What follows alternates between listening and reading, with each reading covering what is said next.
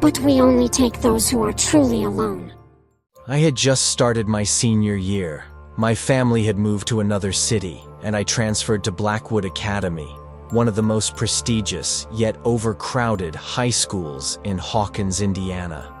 A new school, a new environment, new people. Everything felt so unfamiliar. I spent my first week in silence. Everyone already had their own groups, their own stories. The hardest part was recess, feeling utterly alone in a sea of faces. Until that day. I was sitting in a quiet corner of the school's back courtyard, reading a book, when someone approached me. A tall boy with slightly wavy hair. "You're the new student, right?" he asked. His name was Mason. Next to him was a girl named Eva. They both seemed friendly. We chatted for a few minutes before Mason asked, "We're going somewhere Friday night. Want to come?" At first, I hesitated, but something inside me whispered, "This could be your chance." Then Eva spoke for the first time, her voice low. But we only take those who are truly alone. I checked the last call on my phone. Mom, 2 days ago. My fingers trembled as I whispered, "Okay." We agreed to meet at 8:30 p.m. on Friday. Mason said we'd gather at an old abandoned mansion near the school. It's got this mysterious vibe. We love it there, he said with a grin. Curiosity got the better of me. I agreed. That night, I told my mom I was going to the movies with friends and left. As I walked toward the mansion, the streetlights flickered out one by one behind me. The location was easy to find on the map, but the closer I got, the heavier the dread in my chest grew. I texted Mason, "I'm here, where are you?" Instantly, he sent a pin, the backyard of the mansion. I stepped into the garden, passing between crumbling stone walls. Ahead stood a decaying structure, barely holding itself together. My flashlight cast shaky beams of light. Then, I heard Mason's voice, or at least, I thought I did. A whisper. "We're here. Come." But the unsettling part? The voice seemed to come from everywhere. I saw no one. Then, another message lit up my phone. "We're watching you. Now the real game begins." My heart pounded violently after reading the message. I looked around.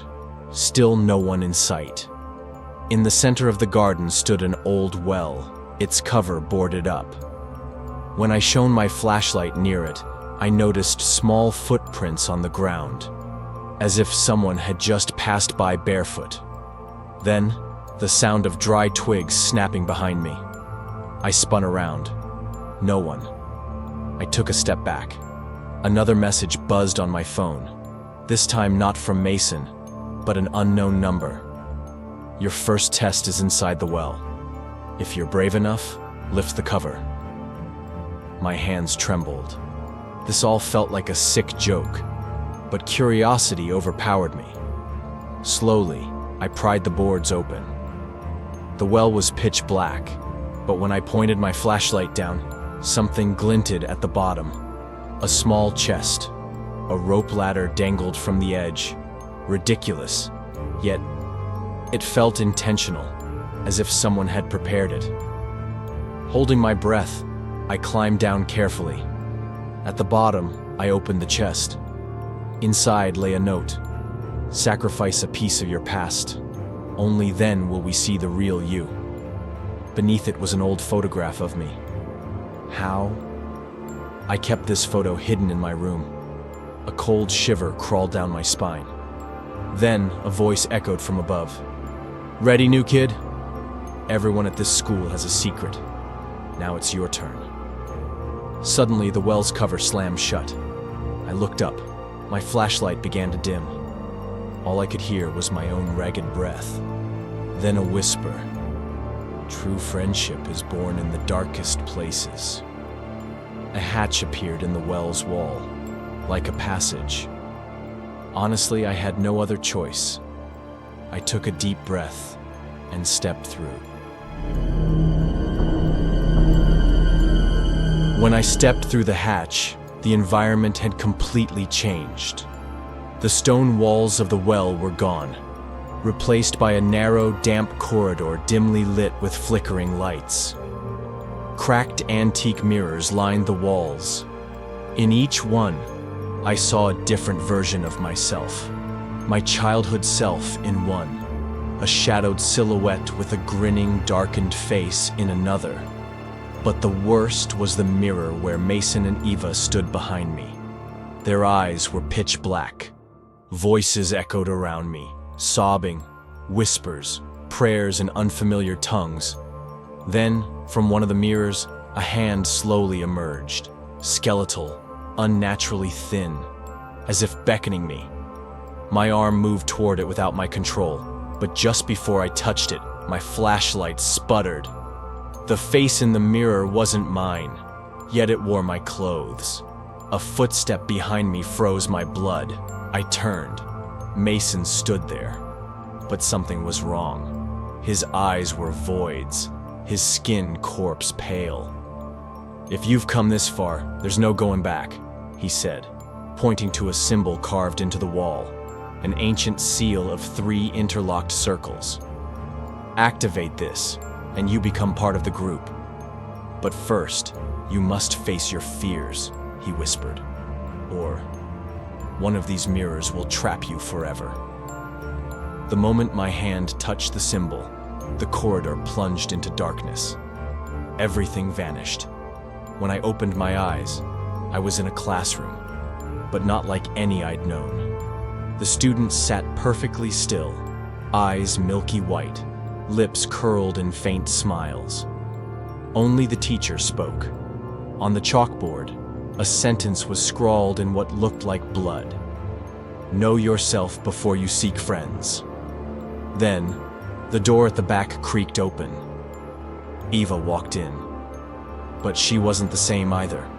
Her hair had turned bone white, her pupils gone. She carried a book, advancing toward me with hollow steps.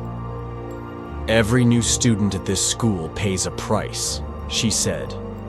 "Yours has yet to be decided." As Ava approached me, the other students slowly turned their heads in unison. They were all watching me now.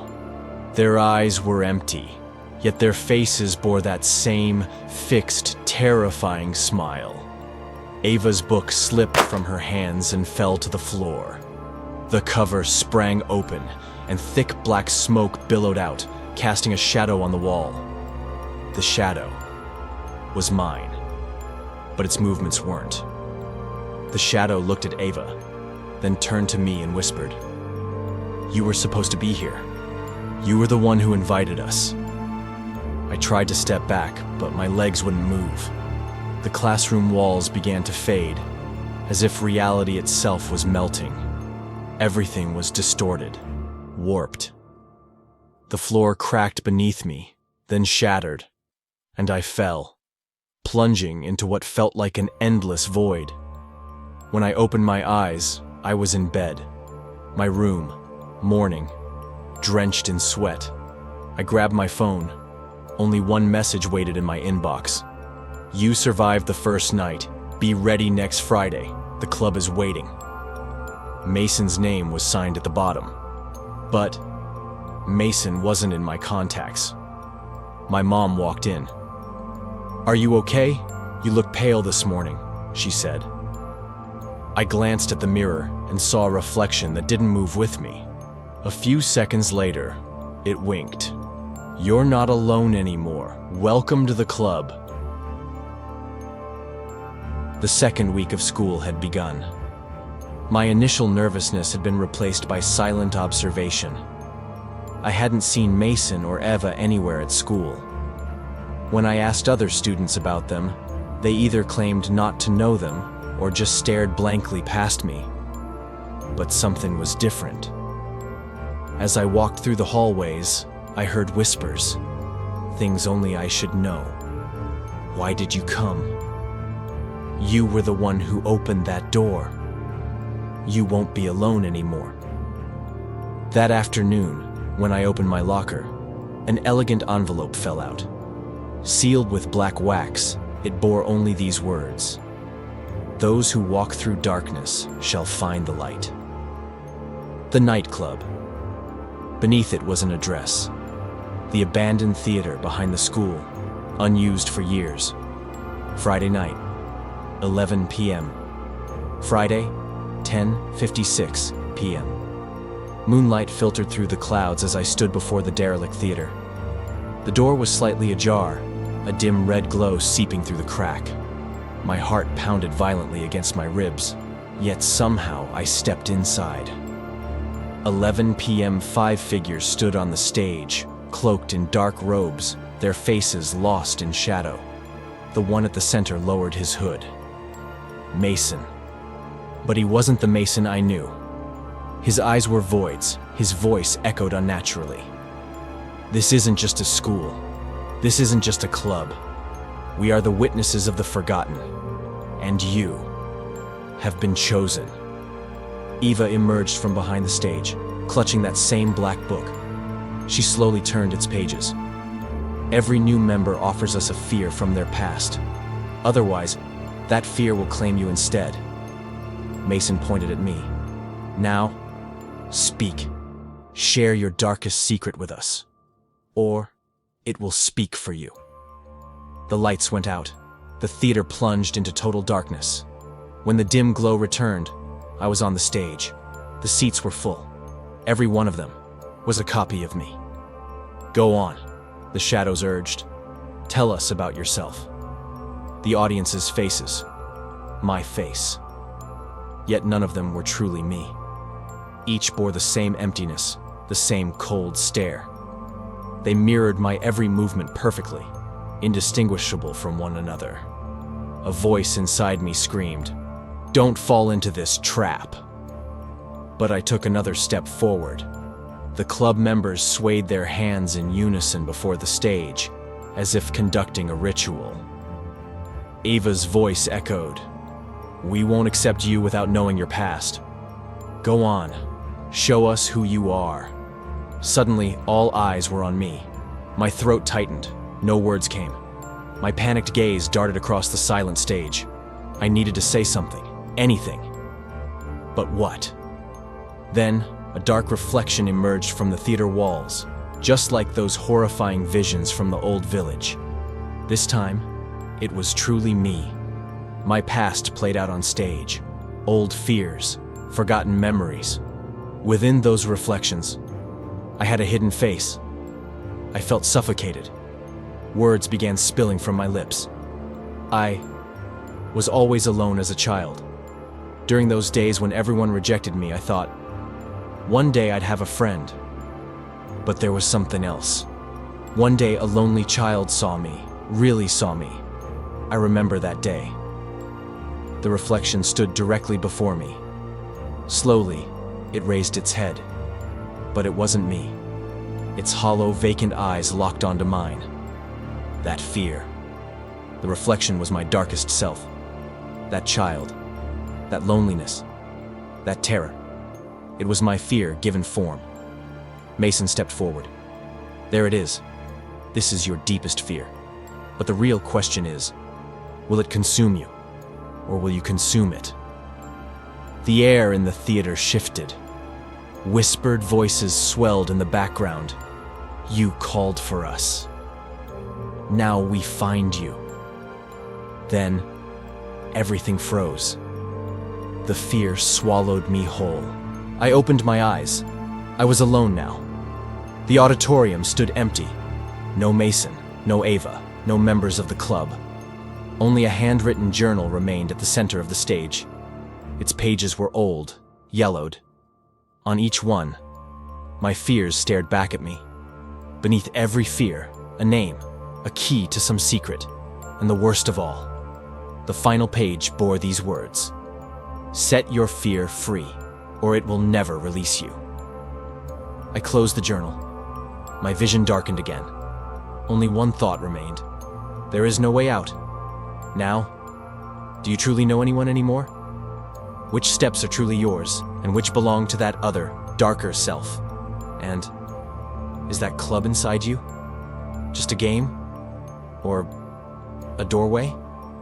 I closed the journal, and my eyes dissolved into the darkness. But then I realized something. This time, I wasn't alone. The faint, whispering voices that had filled the auditorium still hung in the air. And the pages of that journal, they were turning back on their own. A knot tightened in my throat. There's no way out. Everything felt like an echo. I stepped forward into the auditorium, but my footsteps, they weren't mine anymore. Everything was clearer now. The reflection was still behind me, waiting. Those old fears, those dark figures, they were still in this room. The voices drew near again. You called for us. Now, we come with you. I froze. How could I ever free myself from this fear? As the whispers closed in, everything vanished in an instant. The darkness was gone. For a brief moment, I was back in reality, but my heart still bore the scars of that terror. The stage was empty. Mason and Ava were gone. Or were they? Were they still here? The autumn leaves crunched beneath our shoes as Ava and I walked through the school garden. 2 months had passed since that night at the theater, yet the memory clung to me like a second shadow. The club was gone, or so I told myself. Mason had vanished without a trace, and Ava never spoke of it. Not really. Then we saw him. A new student stood by the old oak tree, his backpack slung over one shoulder, eyes scanning the courtyard with that same lost look I once had. Ava's grip tightened on my arm. He looks familiar, she whispered. I knew what she meant. The way he fidgeted with his sleeves. How his gaze lingered just a second too long on the boarded-up theater. It was like watching a reflection from the past. Ava's lips curled into that same faint smile she'd worn when we first met. Should we ask him? The words slithered out before I could stop them. Are you truly alone? The boy flinched. His eyes darted to the scar on my wrist, the one shaped like 3 interlocked circles. Recognition flickered. Fear followed. Behind him, the garden gate creaked open on its own. A breeze carried the scent of damp earth and something older, something beneath the school. The basement door was open again. Eva stepped forward, extending a hand. There's a place for you. A club. And just like that, the wheel turned. Somewhere, Mason was laughing.